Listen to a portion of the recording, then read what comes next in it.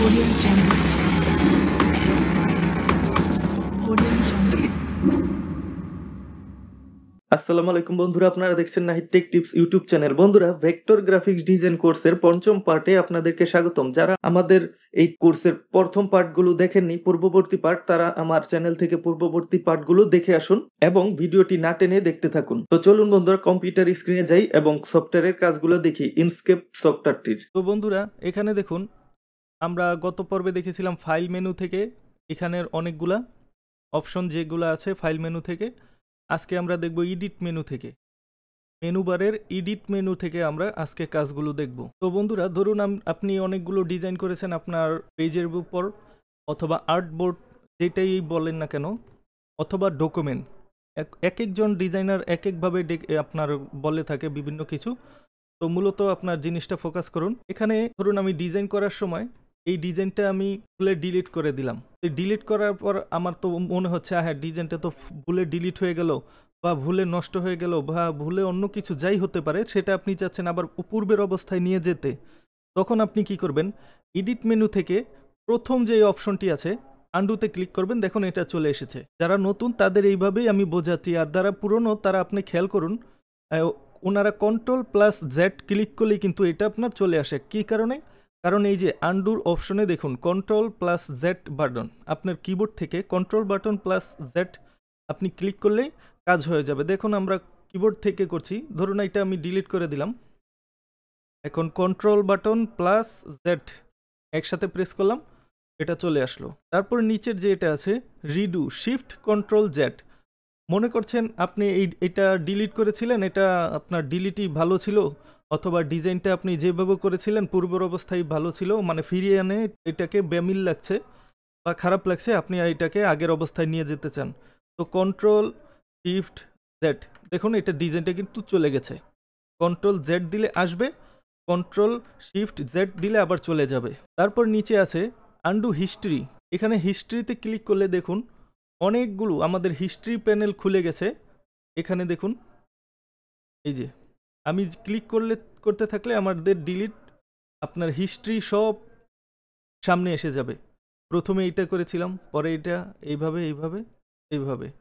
আর আপনি যদি কিছু ডিলিট করতে চান, এখান থেকে একটা হিস্ট্রি আপনি ক্লিক করে ডিলিট করে দেবেন, এই তো ডিলিট হয়ে গেছে। আপনার ইনস্কেপটা ওপেন করার পর আপনি একসাথে যা যা করেছেন সব কাজ কিন্তু হিস্ট্রি প্যানেলে এইভাবে জমা হতে থাকে। যেমন ধরেন ব্রাউজিং করতে থাকলে নেট ব্রাউজিং কী কী করছেন হিস্ট্রি জমা হয় না ব্রাউজারে, ঠিকভাবে তেমনভাবে এখানেও জমা হয়। তারপরে আছে কাট। এইটা দেখুন প্রত্যেকটা আপনার আছে, শর্টকাট বাটন আছে, কিন্তু যারা নতুন তাদেরকে আমি এইখান থেকে দেখাচ্ছি। তো কাট অপশনটা কি, ধরুন আমি এইখান থেকে এই ডিজাইনটাকে নিচে এনে ফেলতে চাই, কিন্তু চাই না যে এইখানেও ডিজাইনটা থাকুক। তখন আমি কি করব, এটাকে সিলেক্ট করব, এডিট মেনু, কাট অপশনে সিলেক্ট করব। দেখুন এখান থেকে চলে গেল। এখন আমি মাউসের কার্সার পয়েন্টে দেখুন ব্ল্যাক অ্যারো বা যেটাই বলেন, বা সিলেকশন টুল, এটা আপনার যেখানে নিয়ে যাওয়ার পর আমি যদি Ctrl+V ক্লিক করি, এই দেখুন এইখানেই ডিজাইনটা চলে আসবে। আপনি এইখান থেকে এই অপশনটাও আছে পেস্ট, Ctrl+V, কিন্তু এইখানে গেলাম না কেন, কারণ কোথায় না কোথায় ডিজাইনটা পেস্ট হতো, তো আমি খুঁজে কিভাবে পেতাম। তাই আপনি পেস্ট করার শর্টকাটটা Ctrl+V, এটা মনে রাখবেন। মনে রাখার পর আপনি যেখানেই মাউসের কার্সারটা বা ব্ল্যাক অ্যারোটা থাকবে সেই জায়গায় আপনার ডিজাইনটা পেস্ট হয়ে যাবে। তারপর ধরুন আমি চাচ্ছি এইখান থেকে এই ডিজাইনটা এখানেও থাকবে এবং এই সেম ডিজাইনটা আমি কপি করে নিচে নিয়ে আসব। সেটা করার জন্য এডিট মেনু থেকে এই কপি অপশনটা সিলেক্ট করবেন। শর্টকাট দেখুন লেখা আছে Ctrl+C। এটা করার পর আপনি সেম, এই তো দেখুন এই পেস্ট, Ctrl+V, এটা মনে রাখবেন। তারপর মাউসের কার্সারটা যেখানে থাকবে Ctrl+V দিবেন। দেখুন ডিজাইনটা এখানেও থাকলো, নিচেও চলে আসলো, দুই জায়গায় সেম ডিজাইনটা হলো। নিচে একটা অপশন আছে বন্ধুরা, দেখুন এখান থেকে পেস্ট আছে in place, on page, style, size. এইটা হলো আপনার ধরেন এটা আমরা কপি করলাম Ctrl+C দিয়ে, করার পর পেস্টে যাওয়ার পর ইন প্লেস কিছুতে বুঝতে পারছেন? মানে যেখান থেকে জিনিসটা ডিজাইনটা আমি কপি করেছি সেই জায়গাতেই ডিজাইনটা কপি হয়ে পেস্ট হয়ে গেছে। এখন দেখুন এখান থেকে ধরে এই যে আমি সরিয়ে দিচ্ছি, দেখেছেন? তারপর এখানে আছে পেস্টের অপশন, পেস্ট অন পেজ, আবারও আপনার ডিজাইনটা পেস্ট হয়ে গেছে এইটার উপরেই।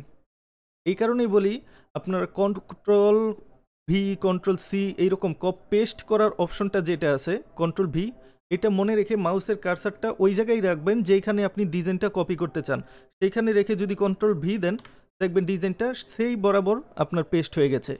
আর এখানে এডিট মেনুতে সব অপশন আমাদের কাজে লাগে না, বা ডিজাইন করতে গেলে প্র্যাকটিক্যালি বাস্তব জীবনে এত অপশন আমাদের কাজে লাগে না। তারপরও আমি যতটুকু নিজে কাজ করতে লাগে আমার প্রয়োজন সেইগুলো আমি আপনাদের দেখিয়ে দিচ্ছি, বা যেইগুলো মাঝে মধ্যে ব্যবহার করি, মাঝে মধ্যে মনে করেন 6 মাসে একবার লাগে, সেইগুলো আমি টুকটাক দেখিয়ে দিচ্ছি। কিন্তু বাড়তি কিছু অপশন আছে ওইগুলো আপাতত নতুন মানুষ আপনাদের যারা কাজ শিখছেন তাদেরকে দেখাবো না। কারণ একটা উদাহরণ দিই বন্ধুরা, ধরুন আপনি বাজার থেকে টাকা দিয়ে মাছ কিনে এনেছেন, এখন আনার পর মাছের কাটা, মাছের যেই এই বাড়তি আছে, মাছের আপনার অনেকে অনেক ভাষায় বলে মাছের আঁশ বা আঁশটে অনেকে বলে, তো এই বাড়তি অংশগুলো কি আপনি খান?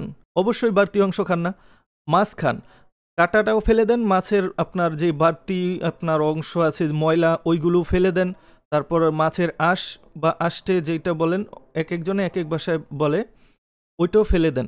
তো তেমনভাবে একটা সফটওয়্যারে বিভিন্ন অপশন থাকে, কিন্তু প্র্যাকটিক্যালে কাজ করতে গেলে যা লাগে আমরা কিন্তু শুধু সেইগুলো নিয়েই আলোচনা করব। ভবিষ্যতে সময় পেলে আরও বাড়তি অপশন নিয়ে আমরা আলোচনা করব। তারপর ধরুন বন্ধুরা এখান থেকে আমি সবগুলো আপনার ডিলিট করে দেব। তো এখান থেকে মাউসের লেফট বাটনে ক্লিক করে এক কর্নার থেকে সবগুলো সিলেক্ট করলাম। অনেক সময় দেখা গেল সবগুলো আপনার সিলেক্ট, বড় ডিজাইন বা বড় পেজ থাকে, তো সবগুলো এইভাবে নিতে গেলে অনেকটা সব আপনার ভালোভাবে পারফেক্টভাবে হয় না, দুই একটা ডিজাইন বাদ পড়ে যায়। এখানে এভাবে ছোট করে নিলেও পারেন, কিন্তু এখানে যেহেতু অপশন আছে সেইটা আমরা ফলো করি। এখানে দেখুন সিলেক্ট অল আছে, এখানে ক্লিক করলে সব কিন্তু সিলেক্ট হয়ে গেছে। এখন যদি আমরা ডিলিটে টিপ দেই পুরো পেজের ডিজাইন কিন্তু সব ডিলিট হয়ে গেছে। তারপর ধরুন আমরা নিচের যে অপশনটা দেখব ফাইন্ড অ্যান্ড রিপ্লেস, এটা হলো আপনার ডকুমেন্ট, কিছু মাইক্রোসফট ওয়ার্ডের কাজ করেছেন অফিস ডকুমেন্ট, সেইটাই কাজই এখানে কিছুটা আছে। কারণ আপনার যেহেতু গ্রাফিক্স ডিজাইন লেখালেখি করবেন সেই কারণে এখানে কিছু আপনার কাজ দিয়েছে। তো আমরা দেখি চলুন। তো বন্ধুরা এখানে যে আছে আপনার অপশন ফাইন্ড অ্যান্ড রিপ্লেস, এখানে ক্লিক করলাম, করার পর এখানে একটা লেখা আছে নিচে ডকুমেন্টের আপনার গুড, গুড, এই লেখাটা মনে করেন আপনি অনেক বড় ডকুমেন্ট করছেন বা আপনার ওয়াজ মাহফিলের পোস্টার ডিজাইন করছেন, সেখানে আপনি কিছু একটা লেখা লিখেছেন, সেটাকে আপনি খুঁজতে চাচ্ছেন যে এখানে কি লিখেছেন নাকি লেখেননি ডকুমেন্টে। তো ডকুমেন্টটা অনেকক্ষণ ঘাটাঘাটি করার চেয়ে ফাইন্ড অ্যান্ড রিপ্লেসে গিয়ে যদি আপনি যেই কথাটা লেখার দরকার সেটা লিখেছেন কিনা এখানে লিখে আপনি নিচে ফাইন্ডে ক্লিক করেন, দেখুন এখানে লিখবেন ফাইন্ডের উপরে লিখে এখানে ফাইন্ডে ক্লিক করলে আপনি ডকুমেন্টের যেখানেই এই ধরনের লেখাটা লিখেছেন, যেমন ধরুন গুড লিখেছি, সরাসরি আমাদের কিন্তু সেইখানে নিয়ে গেছে। এখন আমরা যদি এখানে রিপ্লেস করতে চাই তো কি দিয়ে রিপ্লেস করব সেইটা আমরা দিয়ে দেব, ধরেন নাইস, অ্যান্ড আমরা এই গুডটাকে নাইসে রিপ্লেস করতে চাই, তো এখানে রিপ্লেস দিয়ে দেব। দেখুন গুডটা কিন্তু এখন নাইস হয়ে গেছে। তো এইভাবে আপনি ডিজাইন করতে গেলে বাংলা হোক হিন্দি হোক যেই ভাষাই হোক লেখেন না কেন আপনি কিন্তু সহজেই লেখাটা খুঁজে এবং সেটাকে পরিবর্তন করতে পারবেন। এই জন্যই এখান থেকে ফাইন্ড অ্যান্ড রিপ্লেসের যেই অপশনটা আছে এটা খুবই কাজের, মনে রাখবেন। তারপর নিচে আছে ধরুন ডুপ্লিকেট, আমরা এই লেখাটাকে ডুপ্লিকেট করতে চাই, তো এখানে ক্লিক করে এডিট মেনুতে যাওয়ার পর ডুপ্লিকেট অপশনে সিলেক্ট করব, আর এখানে শর্টকাট কি দেওয়া আছে কন্ট্রোল ডি, তো আমরা এখানে ক্লিক করি, ডুপ্লিকেট হয়ে গেছে। কিছু বোঝা যাচ্ছে না, কিন্তু মাউস ধরে আপনি এখানে সরান, দেখুন ডুপ্লিকেট হয়ে গেছে। এখন যদি আমরা কন্ট্রোল ডি দেই সেমভাবে আবার ডুপ্লিকেট হয়ে গেছে, দেখতে পেরেছেন। পরবর্তীতে আছে আপনার ক্লোন, আপনার ক্লোনটাও একই, ধরেন ক্রিয়েট ক্লোন, এখানে দিলাম অল্ট প্লাস ডি শর্টকাট, তো আমরা দেখুন এই যে সেম আমাদের ক্লোন, মানে যেটা আছে সেটাই হয়ে গেল। আবার অল্ট প্লাস ডি, ক্লোন হয়ে গেল, একটা ডিজাইনই বারবার হয়ে গেল। তো এখানে যেই এই আপনার আরও অপশন আছে ক্লোনের ভিতরে, একটা একটা ট্রাই করে দেখবেন কি আসে। কারণ সব যদি ওস্তাদ দেখিয়ে দেয় সেইগুলো মাথার ভিতরে ঢোকে না। ওস্তাদ যদি কিছু সিম্পল দেখিয়ে দেয় আর আপনি যদি নিজে সেটা ঘেটে নতুন কিছু আবিষ্কার করতে পারেন বা সেইটা ঘেটে আরও ভালো কিছুভাবে বুঝতে পারেন নিজে কষ্ট করে, নিজে কষ্ট করা ডিজাইন বা আপনার কাজ মানুষের মাথায় গেঁথে থাকে, মনে থাকে। আরেকজন দেখিয়ে দিলে সেটা প্র্যাকটিস না করলে সহজে মনে থাকে না। আমি আপনাদের দেখিয়ে দিচ্ছি, কিছু কিছু বাড়তি অপশন থাকবে যেটা আপনারা নিজেদেরকে ট্রাই করতে বলবো, নিজেরা ট্রাই করবেন, তাহলে দেখবেন কাজটা মনে থাকবে বেশি। আর এখান থেকে দেখে রেখে দেবেন না, প্রতিদিন প্র্যাকটিস করবেন। তারপর এখানে আছে make a bitmap image copy. ধরুন একটা আমরা সিলেক্ট করলাম, ক্লিক করলাম, দেখুন আরেকটা ডুপ্লিকেট হয়ে গেছে। সব সেম কাজই, কিন্তু নাম বিভিন্ন দিয়ে দিয়েছে বিভিন্ন কাজের জন্য, এটা আপনাদের বুঝে রাখতে হবে। তারপরে ধরুন এখানে আছে ডিলিট, এটা ডিরেক্ট ডিলিট দিতে পারেন আপনার কিবোর্ড থেকে, বা এখানে এসেও ডিলিট করতে পারেন, দেখুন চলে গেছে। তারপর আছে সিলেক্ট অল, সেম বলেছিলাম সিলেক্ট অল, সব সিলেক্ট হয়ে গেছে। তারপরে select all in all layer, মানে কি এখানে প্রথমটা যদি সিলেক্ট অল দেন, ধরেন আমরা কাজ করতেছি, এখন লেয়ার আছে, একটি লেয়ার নিয়ে কাজ করছি, দেখুন এখানে ডিজাইন অনেকটি কিন্তু লেয়ার নাম্বার কত আমাদের 1। তো আমরা যদি এখান থেকে সিলেক্ট অল দিই, শুধু লেয়ার 1-এর যত ডিজাইন লেখা A to Z আছে সব সিলেক্ট হবে, কিন্তু অন্য লেয়ারের কিছুই সিলেক্ট হবে না। আর আপনি যদি এখান থেকে select all in all layer দেন, তাহলে প্রত্যেকটা লেয়ার, আপনি যতটা লেয়ার নিয়ে ডিজাইন করবেন গ্রাফিক্স ডিজাইন, সবগুলা লেয়ারের সবগুলো অবজেক্ট, টেক্সট সব সিলেক্ট হয়ে যাবে। তো এখানে আছে আপনার একটা অপশন দেখে দিই, এটার পরে সিলেক্ট ডিসিলেক্ট যেহেতু দেখাতে হয়, দেখুন এখানে আছে ডিসিলেক্ট, এখানে আমরা ক্লিক করলে প্রত্যেকটাই ডিসিলেক্ট হয়ে যাবে। ধরেন এটাকে আমি সিলেক্ট করলাম, সিলেক্ট করার পরে সেম কালারের এবং সেম ফিল, সেম কালারের এই উপরটা হলো ফিল, আর ওই যে সাইডে দেখুন নীল দেখা যাচ্ছে একদম, এই যে দেখুন এটাকে বলে স্ট্রোক, আর এই পুরোটাকে বলে বৃত্তের ভিতরে, এটা হলো ফিল। তো এখানে আমরা যেটা করতে চাচ্ছি, ধরেন এইটার সেম ফিল স্ট্রোক আছে, তো আপনি বড় ডকুমেন্ট নিয়ে অনেকগুলো কাজ করতে পারেন। তো আপনি দেখতে চাইছেন যে সেম কালারের ফিল স্ট্রোকের কয়টা ডিজাইন আপনি করেছেন, বা আপনি ওইটাকে চেঞ্জ করবেন। ধরেন আমি এটাকে চেঞ্জ করব, কালার এবং ফিল এবং স্ট্রোক আমি চেঞ্জ করতে চাই। এখন যদি 10টা ডিজাইন করি একটা বড় ডকুমেন্টে, তো ধরে ধরে যদি আমি এখানে সিলেক্ট আপনার চেঞ্জ করতে যাই, আমার সময় লাগবে অনেক, ঠিক না? এইভাবে সময় লাগবে অনেক। তো আমি সবগুলো একসাথে সিলেক্ট করে আপনার চেঞ্জ করতে চাই। তো এখন যদি কন্ট্রোল এখান থেকে সিলেক্ট অল দেই, তাহলে আমাদের ডকুমেন্টের সব সিলেক্ট হয়ে যাবে। আমি চাচ্ছি যে সব না, শুধু এই সেম কালারের এবং সেম স্ট্রোকের যেই ডিজাইন আছে ওইগুলোকে আমি সিলেক্ট করব সম্পূর্ণ ডকুমেন্ট থেকে, আর বাদবাকি সব ডিসিলেক্ট থাকবে। এটা করার জন্য যেটাকে আপনি কাজ করতে চান, একটাকে সিলেক্ট করবেন,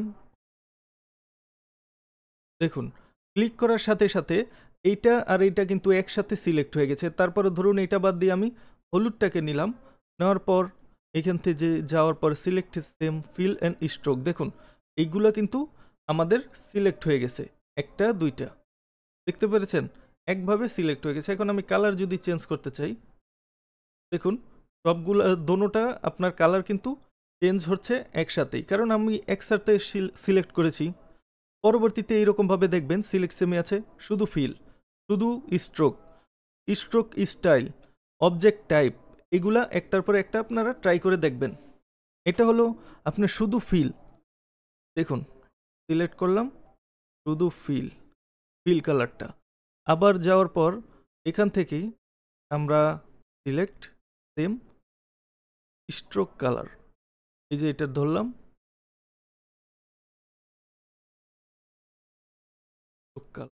হলুদ যেখানে আছে সেই স্ট্রোকটা কালারটা আপনার চেঞ্জ হয়ে যাবে, দেখুন হলুদ থেকে অন্য কালার হয়ে গেল, দেখেছেন হলুদ থেকে অন্য একটা কালারে হয়ে গেছে।